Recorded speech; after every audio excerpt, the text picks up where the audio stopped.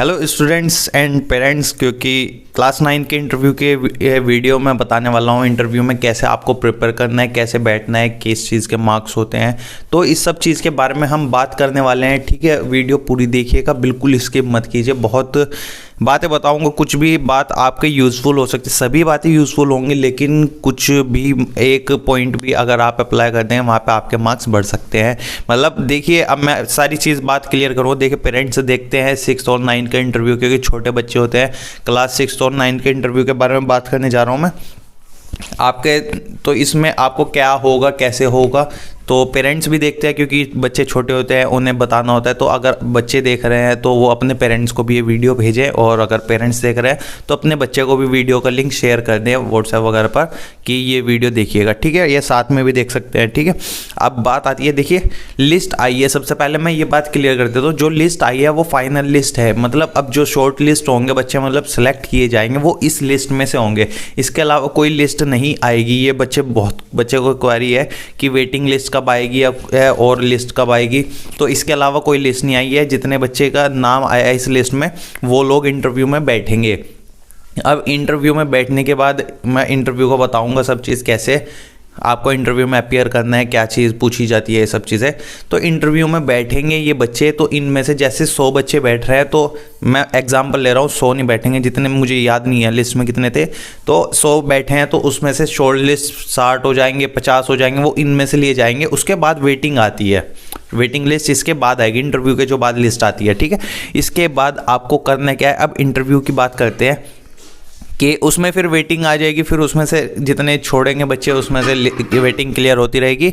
और अब बात करते हैं, देखिए इंटरव्यू में सबसे पहले क्या होता है। सबसे पहले मैं आपको बता देता हूँ, आपका फर्स्ट इंप्रेशन लास्ट इंप्रेशन होता है। ये आपने बहुत सुनी होगी लाइन, लेकिन होता है। ऐसे कैसे होता है, बच्चे देखिए, जैसे आप क्लास में एंटर होंगे, क्लास में एंटर होने के बाद आप सीधा गेट में से एंटर होके सीधा नहीं घुसना होता।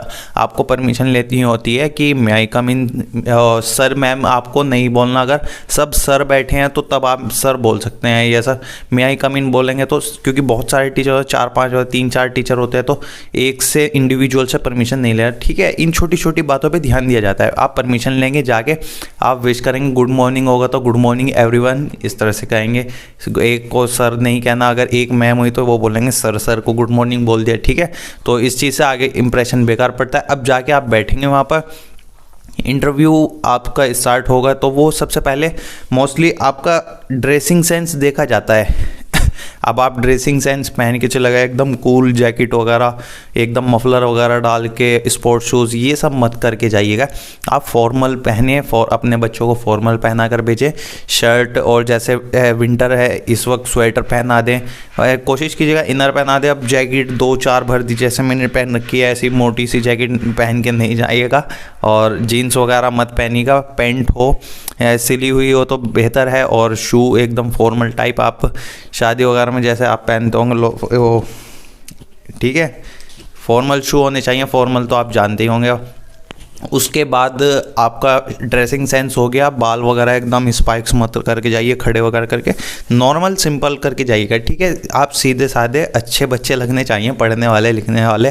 पढ़ेगा आप कितना फैशन करते हो, उस दिन आपको एकदम सीधा बच्चा बन के जाना है। ठीक है, ड्रेसिंग सेंस के बहुत मार्क्स होते हैं, मैं आपको पहले ही बता रहा हूँ। ये इसीलिए मैं इतने इस पॉइंट पे इतना टाइम दिया हूँ, इतना समझाया हूँ। ठीक है, एक एक चीज़ ड्रेसिंग सेंस के आपके मार्क्स होते हैं। ठीक है, और फिर आपका बात, अब आपको सबसे पहले क्वेश्चन दिया जाता है। क्वेश्चन क्या आपको बोला जाता है कि अपने आप को इंट्रोड्यूस कराइए। मैं आपको बता देता हूँ, देखिए अगर आप इंग्लिश में बोल पाएँ, चाहे टूटी फूटी इंग्लिश बोलें तो बहुत बेहतर है। अगर आप नहीं, बिल्कुल ही नहीं बोल पा रहे हैं, तो आप हिंदी बोल सकते हैं। बाकी कोशिश कीजिएगा इंग्लिश में बोलने का। ऐसा नहीं है कि कंपलसरी आपको हिंदी आती नहीं और माय नेम इज़ बताने में ही, आपका नाम बताने में ही सोचने लग गया माय नेम, इस तरह से तो इतना भी नहीं करना। फिर हिंदी में बोल लेना।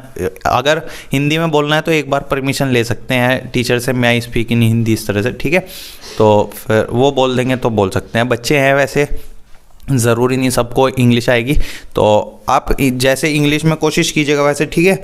और पेरेंट्स देख रहे हैं तो मैं ये बात बता ही रहा हूँ आपको, तो अगर हिंदी आती है आपके बच्चों को, इंग्लिश नहीं आती है, अभी से प्रिपेयर करा दें उसे क्या क्या क्या बोलना है, क्योंकि इंट्रो कहते हैं सबसे पहले अपने आप को इंट्रोड्यूस कराइए, तो आप बच्चे को वो याद करा दीजिए एक तरह से। इंट्रोडक्शन में क्या क्या होना चाहिए, देखिए सबसे पहले अपना नाम होना चाहिए, फादर्स नेम मदर्स नेम बताएं, और प्रोफेशन बता दें अपने मम्मी पापा का, और हॉबीज़ बताएं, 2 या 3 हॉबीज़ तो होनी चाहिए मिनिमम, एक हॉबी नहीं बताएं, ठीक है।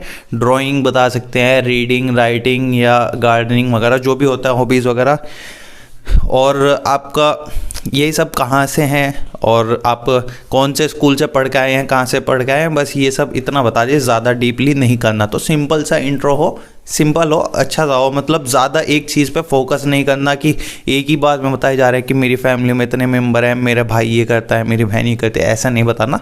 बस मम्मी पापा का बता देना क्या करते हैं, ठीक है, इतना बहुत है इस तरह से, और कहाँ से हैं, ठीक है। अब ये नहीं बताना उसके टाउन में, इसके यहाँ से हम यहाँ शिफ्ट हो गए थे, तो ठीक है, ज़्यादा नहीं बताना, तो वो भी बोर हो जाते हैं, ठीक। और सबसे ज़रूरी बात कॉन्फिडेंस होना चाहिए। आप इंटरव्यू जब देने जाएं उससे पहले अभी से स्टार्ट कर दीजिए, तो स्टार्ट कर देना है आपको कि कैसे आपको इंटरव्यू में बैठना है, क्या बोलना है। जैसे पेरेंट्स देख रहे होंगे वीडियो, या अगर आप बच्चे ही देख रहे हैं तो अपने पेरेंट्स को इसीलिए कह रहा हूँ मैं, दिखाइएगा वीडियो। अगर बच्चे देख रहे हैं तो पेरेंट्स या भाई, बड़े बहन भाई ज़्यादातर देखते हैं, तो आप अपने बहन भाई या बच्चों को प्रिपरेशन कराएं, उसे बताएं कैसे बोलना है, उसे सामने से बोलें कि अपने आप को इंट्रोड्यूस कराइए, फिर वो आपको बोल कर दिखाएगा। और एक ऐसा माहौल सेटअप कीजिए जैसे इंटरव्यू हो रहा है, ऐसे आप फॉर्मली इनफॉर्मली मत लें, फॉर्मल होना चाहिए। आप जब आप प्रैक्टिस कराएं तो ठीक है, फॉर्मल होने चाहिए, इनफॉर्मली मत कराना कि सही से बोलिए बोल इस तरीके से, तो उसे लगना चाहिए हाँ ऐसे ही मुझे फेस किया जाएगा वहाँ पर।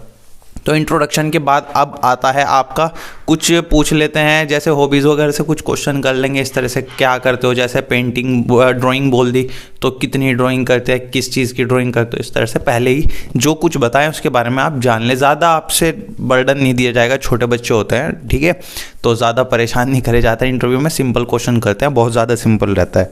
तो डरना बिल्कुल नहीं है, सबसे बड़ी बात आपको डरना नहीं है, जो बोलेंगे कॉन्फिडेंटली। अब घबराइएगा मत, पसीने छूट गए इस तरह से क्या होगा मेरा, तो सिलेक्शन हो जाएगा, देखिए। और सबसे बड़ी बात अब आती है, ये सब चीज़ें तो हो गई कि अपने इंट्रोड्यूस वगैरह करा दिया। अब सबसे मेन पॉइंट आता है जो सबसे ज़रूरी होता है, सब्जेक्ट नॉलेज। सब्जेक्ट नॉलेज क्या, जो आपने एंट्रेंस में पढ़ा था, एंट्रेंस में देकर आए थे। ये नहीं है कि आपको अब दोबारा से पढ़ना है, कि आपसे क्वेश्चन किया जाता है कि साइंस पढ़ा है आपने, हाँ साइंस पढ़ा था, फेवरेट टॉपिक कौन सा था, फेवरेट चैप्टर कौन सा था, उससे आपसे 1-2 क्वेश्चन कर लेंगे।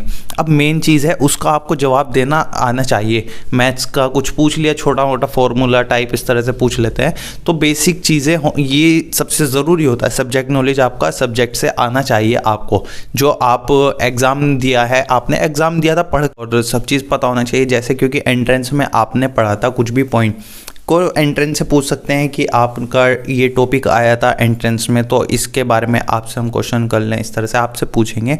या फिर आपको पूछ देते हैं कि आपका फेवरेट टॉपिक क्या था, फेवरेट सब्जेक्ट क्या था, इस तरह से पूछेंगे। कुछ भी आप जो सब्जेक्ट बताएंगे आपसे उसी से क्वेश्चन करेंगे। तो कोशिश कीजिएगा एक चीज़ बहुत अच्छे से पढ़ के जाएं, क्योंकि जब वो अगर पूछ लें कि आपसे फेवरेट सब्जेक्ट या फेवरेट टॉपिक क्या था, तो आप एकदम से उसे बोल दें, और उसे नहीं, उन्हें टीचर को बोल दें जो बैठे होंगे, और वो आपसे फिर उसी टॉपिक पर क्वेश्चन करने लग जाएं, और आप बहुत अच्छे से बता दें, आंसर सभी अच्छे से बताएं, ठीक है। अब आपको घबराना नहीं है बिल्कुल भी वहाँ पर, क्योंकि मेन चीज़ यही होती है। देखिए इंट्रोडक्शन आप दे देंगे छोटा मोटा सा कि ये नाम है, यहाँ से बिलोंग करते हैं, वहाँ से एक क्लास की, इतना सा दे देंगे, वो चल जाता है। लेकिन सब्जेक्ट नॉलेज होनी चाहिए, सब्जेक्ट नॉलेज जो आप पढ़े थे, तो जो एंट्रेंस में आप पढ़े थे उससे भी आपसे क्वेश्चन किए जा सकते हैं। मोस्टली एंट्रेंस ही किए जाते हैं कि आपने एंट्रेंस में ये आया था, और ये पूछ लेते हैं कि इस एंट्रेंस में आपका सिलेबस क्या था, ये सब चीज़ कितने मार्क्स का, कौन सा टॉपिक आया था, वो मतलब कौन सा सब्जेक्ट आया था और कहाँ पे सेंटर था, वो सब चीज़ें पूछ लेते हैं, कुछ भी पूछ लेते हैं वो। लेकिन ऐसा नहीं है बिल्कुल हार्ड पूछेंगे आपसे, बिल्कुल एकदम से जैसे मैं बताया था, बिल्कुल 9th या 10th का नहीं पूछ लेंगे, जो आपका बेसिक्स है वही बेसिक्स पूछेंगे आपको। मतलब पढ़ा हुआ होगा आपने, वो अलग बात है कि उस वक्त आपको याद ना आए इस तरह से, पर लेकिन एक बात बताना चाहूँगा कि कॉन्फिडेंट रहना है, कॉन्फिडेंटली बताएंगे, क्योंकि कोई आपको मारेगा नहीं, कोई डांटेगा नहीं, घबराना बिल्कुल नहीं है। और घबराएंगे तो बिल्कुल गलत करके आएंगे घबराहट में, और गलत हो जाता है।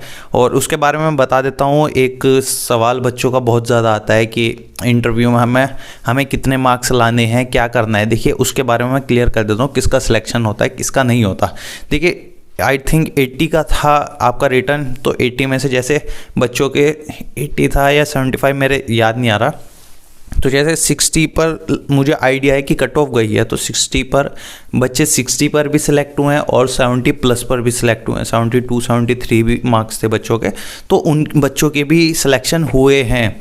तो मतलब उससे अब जो 60 वाला है उसे 20-25 जितने का इंटरव्यू होगा उसमें ज़्यादा मार्क्स गेन करने होते हैं। ज़्यादा मार्क्स गेन करेंगे तो वो उन्हें टक्कर दे पाएंगे जो 70 प्लस हैं, ठीक है। और जो 70 प्लस हैं उन्हें ज़्यादा मतलब अच्छे से देना इंटरव्यू, सब चीज़ बताना है। ये नहीं है कि 70 प्लस है हम तो जाके बैठ जाएंगे, हमारा तो हो ही जाएगा ऐसा। तो उन्हें भी अच्छे से देना है, ऐसा नहीं है इंटरव्यू में भी रिजेक्ट कर देते हैं इस तरह से। तो आपको कोशिश करनी है अच्छे से अच्छा सभी स्टूडेंट्स को। अब रिज़ल्ट कब आएगा उसका और कैसे होगा सब चीज़, रिज़ल्ट आता है फिर उसके बाद आपको 1-2 दिन में ही आपको एडमिशन की रिपोर्टिंग करनी होती है।